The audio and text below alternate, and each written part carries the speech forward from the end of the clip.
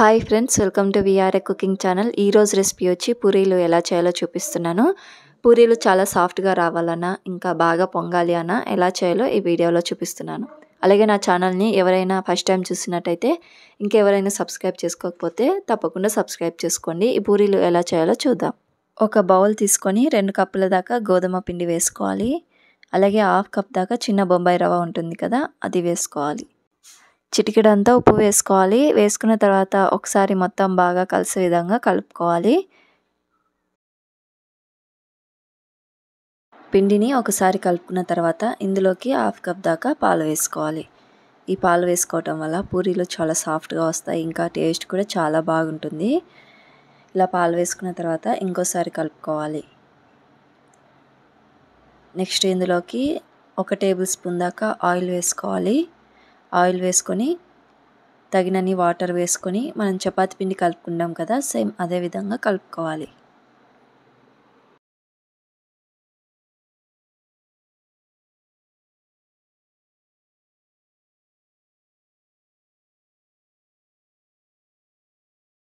ఇలా పిండిని కలుపుకున్న తర్వాత 1 అవర్ లేదా హాఫ్ అన్ అవర్ దాకా నానబెట్టుకోవాలి.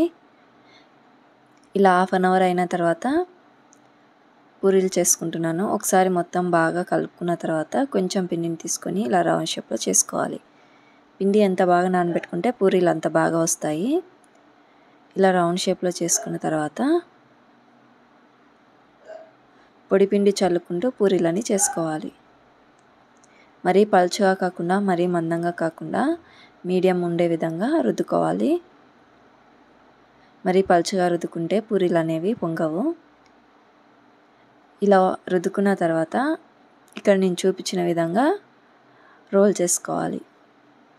నెక్స్ట్ ఆయిల్ వేసుకొని బాగా హీట్ అయిన తర్వాత ఈ పూరీలను వేసుకోవాలి. ఇలా పూరి వేసుకొని ఇలా రౌండ్గా తిప్పుతూ పైన ప్రెస్ చేస్తే పూరీలు అనేవి బాగా పొంగుతాయి. నెక్స్ట్ ఇంకో వైపు తిప్పుకొని గోల్డెన్ కలర్లోకి వచ్చేదాకా డీప్ ఫ్రై చేసుకొని పక్కకు తీసి పెట్టుకోవాలి. సేమ్ ఇదే విధంగా అన్ని పూరీలను కూడా పైన ప్రెస్ చేస్తూ గోల్డెన్ కలర్లోకి వచ్చేదాకా డీప్ ఫ్రై చేసుకొని పక్కకు తీసి పెట్టుకోవాలి.